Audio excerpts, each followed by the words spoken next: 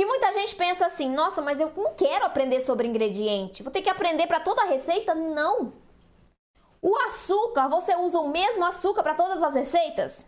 Pode usar um ou outro, mas as funções serão as mesmas. O que vai mudar? Proporção e combinação. Isso só. Então, se você aprende para que serve o açúcar no pão francês, você sabe para que serve o açúcar no pão de forma? No sonho? As funções, nesse caso, são as mesmas. O que muda é proporção. No sonho, eu coloco uma quantidade maior. Por quê? Porque é um pão doce. No pão de forma, eu coloco uma quantidade menor. Por quê? Porque o açúcar no pão de forma, vai servir para quê? Para dar o start na fermentação. É ele que vai fazer o fermento começar a fermentar rapidamente a sua massa. Pronto. Adoça no sonho, dá maciez, dá umidade. Quando você aprende a fazer do jeito certo, você aplica o conhecimento que é extremamente importante e ele é simples para todas as receitas. Isso te dá independência, porque com isso você faz a receita que você quiser, que a sua família precisa, a quantidade que você e sua família precisam. É muito importante você conhecer os ingredientes para isso, para você fazer a receita que quiser. Outra coisa importante, falando de farinha. Quando você conhece as farinhas que está usando, você entende uma coisa, isso é quase que automaticamente ali durante a prática, que é a causa de muitos erros nas receitas. Na verdade, eu acho que é a principal causa de erro nas receitas sem glúten e sem leite. Ponto de massa. Mas se você tem o conhecimento básico sobre as farinhas, se você entende que a farinha de arroz branco absorve menos água do que a farinha de arroz integral, você tem muito mais facilidade e chance de chegar ao ponto certo de cada massa. Ponto de hidratação. Mais mole, mais cremosa, mais firme. Isso é ponto de massa. E esse ponto de massa está diretamente relacionado aos tipos de farinhas que você usa na sua receita. Conhecer o mínimo já vai te dar resultados incríveis. Mas você não precisa conhecer tudo para depois fazer as receitas. Não, é uma construção. Você começa conhecendo, aplicando nas receitas, na prática, vendo o comportamento da farinha na prática. Isso é muito legal, porque você vai entendendo, olha, a minha farinha de arroz é uma farinha de estrutura. E quando você vê o seu bolo no forno crescendo sem baixar, você já está vendo a ação da farinha de arroz dentro do seu bolo. Está dando sustentação, firmeza para a massa. Pensa no seu processo de aprendizagem como uma parede de tijolo. O tijolo é a receita. O cimento que liga todos esses tijolinhos é o conhecimento sobre os ingredientes. E outras coisas, mas os ingredientes principalmente. Então você vai construir a sua parede com as duas coisas andando juntas. Se você só coloca tijolo, sua parede cai.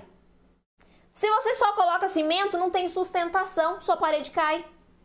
Então é um pouquinho de cada coisa. Cimento, tijolo, cimento, tijolo. Conhecimento, receita, conhecimento, receita.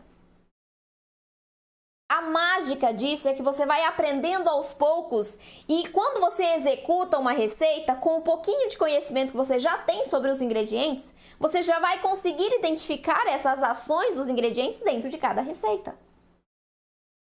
Voltando a falar do açúcar, hoje eu trouxe esses 3 ingredientes, o açúcar, o leite vegetal e a farinha de arroz. Essa, junto com os outros ingredientes das receitas, é a base. Essa é a base das receitas, os ingredientes. E para que a gente tenha uma receita linda, gostosa, a gente precisa conhecer a base. Conhecer os ingredientes. O açúcar, por exemplo, esse aqui é o açúcar demerara, deixa eu pegar para mostrar para vocês. Quem não conhece, esse açúcar aqui ele é mais escurinho. Vocês já estão até vendo aqui, né? Ele é mais escurinho, olha só.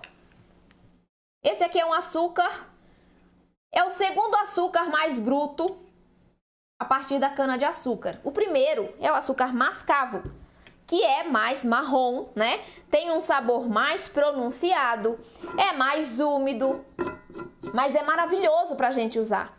Quando que eu uso o açúcar demerara? Quando você quiser. Ele tem nutrientes também.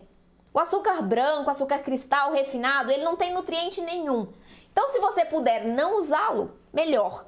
Substitua ele por açúcar demerara. Gabriela, eu não tenho condições. Não tem problema, então usa o açúcar branco. A função vai ser a mesma. As funções serão as mesmas.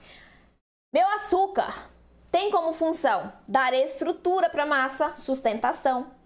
Tem função de dar o dulçor, né? Vai trazer esse sabor adocicado para a nossa receita.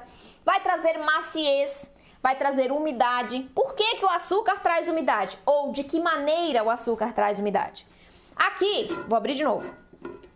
Aqui a gente tem o ingrediente seco, né? É um açúcar seco.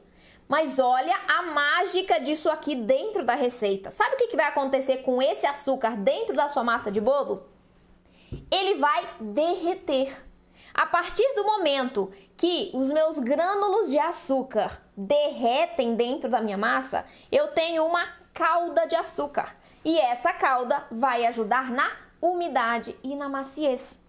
Olha que incrível! É um açúcar seco, mas que vai se transformar em um açúcar líquido dentro da minha massa, atuando na maciez e na umidade, além da estrutura, dulçor, né, coloração, porque aqui a gente também tem uma reação que acontece com o açúcar em contato com o calor. Alguém já fez calda de pudim aí? Pois é. O que é a calda de pudim? Açúcar no fogo. Faz o quê? Carameliza. Fica com uma cor dourada, né? Essa reação que acontece aqui no fogo acontece dentro da massa. Por isso o seu bolo que leva açúcar fica mais dourado. Olha que legal. É um processo químico que acontece com o açúcar em reação ao calor, tornando o meu bolo mais douradinho. Por que o bolo com adoçante fica mais branco? Porque o adoçante não carameliza. O adoçante natural, né? Então, a gente tem mais essa função do açúcar, que é dar coloração para os nossos produtos, para os nossos pães, para os nossos bolos, além de todas essas outras funções. Então, o que você precisa entender? Eu sei dessas funções, só que isso aqui não muda para cada receita. Isso que é legal. Você aprende uma vez, pronto. Eu sei a função do açúcar. Resolvi. Então, em toda receita, eu sei que ele vai poder trazer todas essas características que eu citei. E aí, para acentuar uma ou outra, aí vai depender da combinação com os demais ingredientes e também da proporção que você use, né? Se você reduz, por exemplo, a quantidade de açúcar dentro de uma receita de bolo em 50%, você altera o resultado final. Por quê? Você tira a maciez, você tira a umidade, né? Você tira um pouco da coloração, apesar de que a gente ainda vai ter bastante açúcar para tornar esse bolo douradinho, mas você altera o resultado. Então, é importante vocês entenderem isso. Eu tenho essas funções em todas as receitas que eu uso esse ingrediente, mas a proporção vai alterar o resultado.